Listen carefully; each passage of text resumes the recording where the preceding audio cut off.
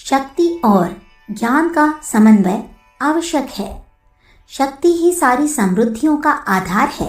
भूमि से अन्न उपजाने से लेकर वैज्ञानिक अन्वेषणों तक की सारी सफलता शक्ति पर ही निर्भर है। किसी भी सफलता का अर्जन करने के लिए शक्ति की आवश्यकता है, फिर वह चाहे शारीरिक शक्ति हो अथवा मानसिक, बौद्धिक, आध्यात्मिक। शक्ति का अभाव एक प्रकार की निर्जीवता है। निर्बल व्यक्ति जीवन में कोई सफलता पा सकना तो दूर, सामान्य जीवन भी शांति एवं संतोष पूर्वक यापन नहीं कर सकता है। निर्बल व्यक्ति भले ही उसे किसी की ओर से कोई खतरा ना हो, अपनी स्वयं की न्यूनता के कारण सबसे डरा डरा रहता है। दैन्य एवं दरिद्रता निर्बलता के निश्चित फल है। इन दयनीय स्थिति में कोई सुख शांति पूर्वक रह सकता है, ऐसा नहीं माना जा सकता। परिश्रम एवं पुरुषार्थ के आधार पर मिलने वाले मीठे फलों का अधिकारी वही है जो शक्तिमान है।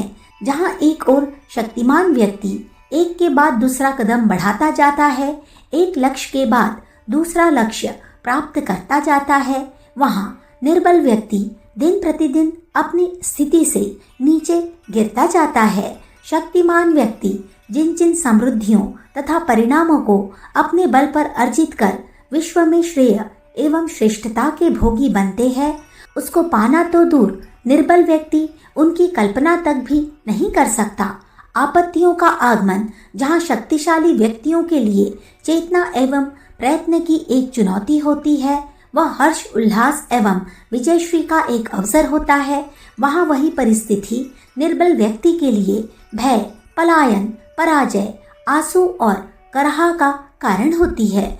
निर्बलता जहाँ मनुष्यता को अभिशाप की तरह अधोगति की ओर ले जाती है, शक्ति वरदान की भांति उसे ऊर्ध्वगामी बनाती है।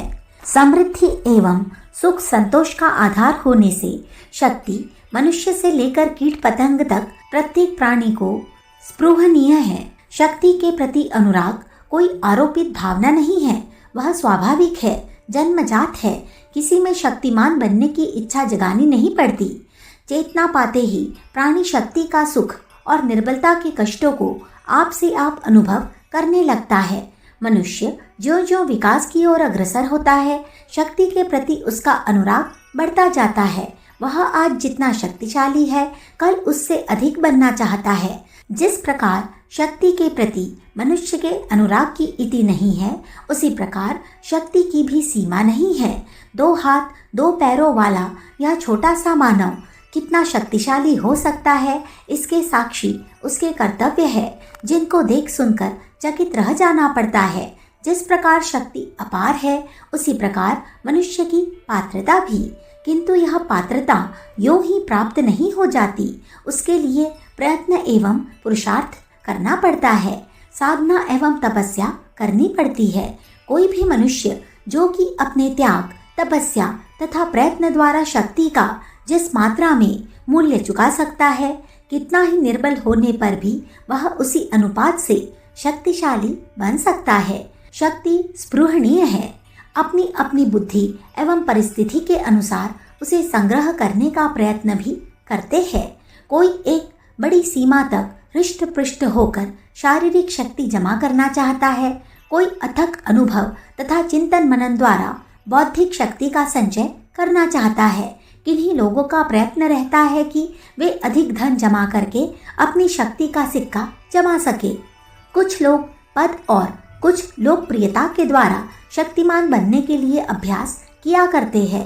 अनेक विवेकशील व्यक्ति ऐसे भी होते हैं जो इन सब शक्तियों की शिरमौर चारित्रिक, नैतिक और आध्यात्मिक शक्ति का संग्रह करने के लिए प्रयत्न किया करते हैं। तात्पर्य यह है कि सभी व्यक्ति किसी न किसी रूप में शक्ति पाना और शक्तिशाली बनना चाहते हैं। जिस प्रकार शक्ति सारी समृद्धियों का आधार है, उसी प्रकार शक्ति का मूल स्रोत ज्ञान है। ज्ञान के अभाव में शक्ति एवं अशक्तता में कोई अंतर नहीं रह जाता। जो अशक्त है और शक्ति चाहता है, उसे शक्ति की प्राप्ति केवल चाह के आधार पर ही तो नहीं हो सकती। उसके लिए प्रयत्न करना होगा।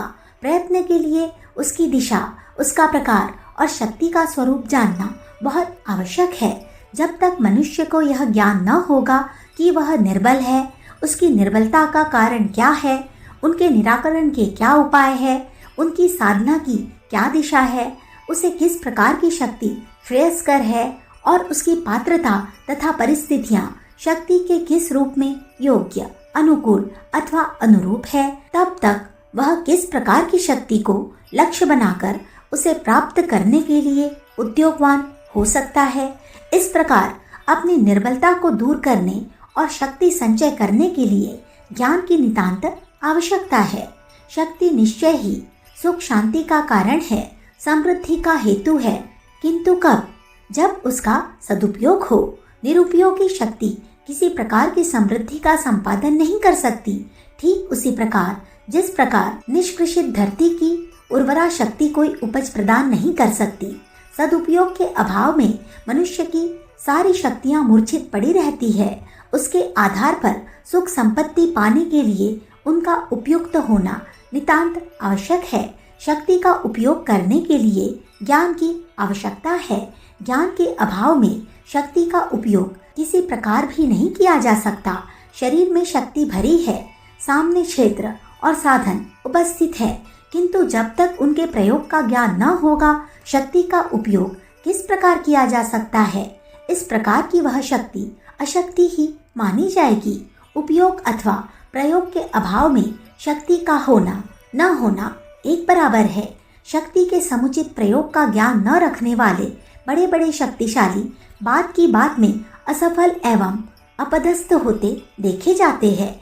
बड़े बड़े अतिकाय पहलवान जिनके शरीर में प्रचुर शक्ति होती है, प्रयोग ज्ञान के अभाव से अपेक्षाकृत दक्ष प्रतियोगी द्वारा बात की बात में चित्त कर दिए जाते हैं। बड़े बड़े प्रतिभाशाली और प्रभाववान व्यक्ति साधारण जनों के पीछे पड़ जाते हैं। प्रचंड शक्ति के स्वामी होने पर अदक्ष सेनापति छोटे छोटे मोर्चे पर मात खा जाते हैं। असफलता एवं पराजय निर्बलता की द्योतक है। शक्ति होते हुए भी उसके उपयोग के ज्ञान के रहित होने के कारण शक्तिवानों को अशक्तता का कलंक ओढ़ना पड़ता है। शेर, चीते, हाथी, घोड़े, बैल, भालू आदि मनुष्य की अपेक्षा कहीं अधिक बलवान होते हैं, किंतु मूर्खता के कारण उनकी शक्ति मनुष्य के सम्मुख निष्क्रिय हो जाती है। अपेक्षाकृत कम शक्तिशाली होने पर भी मनुष्य उन्हें अपने वश में कर लेता है और अपने ज्ञान के बल पर उनकी शक्ति का उपयोग कर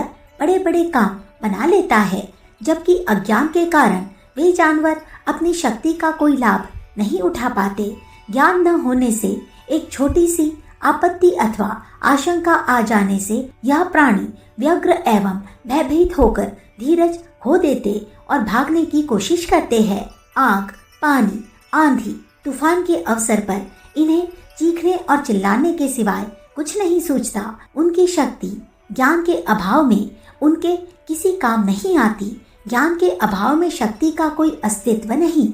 हवा, पानी, आग आदि तत्व विशुद्ध शक्ति रूप ही है, किंतु जड़ होने से उनकी अपनी कोई महत्ता नहीं है। उनकी महत्ता तभी स्थापित होती है जबकि उनके साथ मनुष्य के ज्ञान का संयोग होता है। ज्ञान शक्ति का सारथी ही नहीं, स्वयं ही शक्ति है। प्रागैतिहासिक काल में मनुष्य का ज्ञान नग्न था, जिससे वह प्रकृति की छोटी मोटी शक्तियों तथा पदार्थों से भय खाता था। उसकी किसी भी अबुझ प्रक्रिया को अलौकिक घटना समझकर उसके प्रति अवनत होकर पूजा करने लगता है। अंधकार, बादल, आंधी, पेड़ पौधे, पत्थर, पहाड़, धूप छाह, गर्त, नदी, नाले आदि न जाने कितनी चीजों के प्रति वह उनकी उपयोगिता अथवा अपनी आध्यात्मिकता के कारण भयजन्य श्रद्धा समर्पित कर पूजा एवं प्रतिष्ठा प्रदान किया करता था। पशु पक्षियों से ही नहीं, अपने जैसे मानवों से भीत रहकर भागा करता था। अज्ञान के कारण सब प्रकार शक्तिमान तथा स्वाधीन होने पर भी उपयोग न कर पाता था और हर प्रकार से अशक्त बना हुआ भयभीत बना रहता था। पर ज्यों-ज्यों उसने अज्ञान से ज्ञान की ओर प्रगति की, उसका भय दूर होता चला गया और उसमें आत्मशक्ति, आत्मविश्वास एवं आत्मधार की भावना दृढ़ होती चली गई। पहले जिस प्रकृति की साधारण प्रक्रियाओं से उसे भय लगता था, आज उसी प्रकृति पर विजय स्थापित करता चला जा रहा है। ज्ञान शक्ति के बल पर उसने न केवल प्रकृति के रहस्यों को जाना, बल्कि उसकी शक्तियों पर अधिकार स्थापित कर लिया है। जो मनुष्य पहले जल की एक लहर के प्रति भय से अवनत हो जाता था, वह आज इति भीति जैसी आपत्तियों को ज्ञान बल के बंधन लगाने में समर्थ हो गया। स्थल, जल तथा वायु पर अधिकार करने के बाद अब वह बाह्य अंतरिक्ष में अपनी विजय पताका फहराने का प्रयत्न कर रहा है। जरा जरा सी बातों से भयभीत होने वाला वह 2 हाथ पैरों वाला मानव अपनी उन्हीं शक्तियों के आधार पर जो सदा ही उसमें निहित रही है, आज जो चमत्कार कर रहा है वह किसी से छिपा नहीं है। ज्ञान का उदय होते ही उसकी सारी निर्बलता, दीनता, दयनीयता तथा निरुपायता बंद हो गई है और वह इस सृष्टि का सर्वशक्ति संपन्न प्राणी बन गया है। कला, विज्ञान, सभ्यता, संस्कृति, भाषा, साहित्य आदि क्षेत्रों में ही उसने प्रगति नहीं की, बल्कि मानव मस्तिष्क से लेकर आत्मा तक की खोज कर उस दिशा में आश्चर्यजनक प्रगति की है। उसकी इस चमत्कारी शक्ति का आधार ज्ञान के अतिरिक्त और कुछ भी नहीं है। मनुष्य को जीवन के विकास, सुख, समृद्धि तथा आत्मोन्नति के लिए शक्ति के लिए ज्ञान का संपादन करना चाहिए। किंतु सच्चा ज्ञान और वास्तविक शक्ति वही है जो मानव कल्याण की संपादिका हो। ध्वंस की परिस्थितियां पैदा करने वाली शक्ति एक पैशाचिक प्रवृत्ति है। उसी प्रकार अकल्याण अथवा आतंक की रचना करने वाला ज्ञान आसुरी है। जिस प्रकार संसार में हर वस्तु के 2 पहलू होते हैं, उसी प्रकार ज्ञान अथवा शक्ति अपने उपयोग के अनुसार लाभ हानि से समन्वित है। जिन ज्ञान शक्ति को सृजन की दिशा में प्रयुक्त किया जा सकता है, उसे ही विनाश का हेतु बनाया जा सकता है। शक्ति का संपादन करते समय यह ध्यान रखने की आवश्यकता है कि उसका उत्पादन दैवी हो, आसुरी नहीं, क्योंकि किसी विद्वान ने ठीक ही लिखा है, ज्ञान से होने वाले खतरों की तुलना अविद्या से होने वाले खतरों से नहीं की जा सकती। अखंड ज्योति, फरवरी सन 1967, पृष्ठ संख्या 9, 10, 11। हमारे YouTube चैनल विचार क्रांति दूत अखंड ज्योति पत्रिका को सब्सक्राइब करें एवं अगली वीडियोस प्राप्त करने के लिए बेल आइकन दबाएं। धन्यवाद।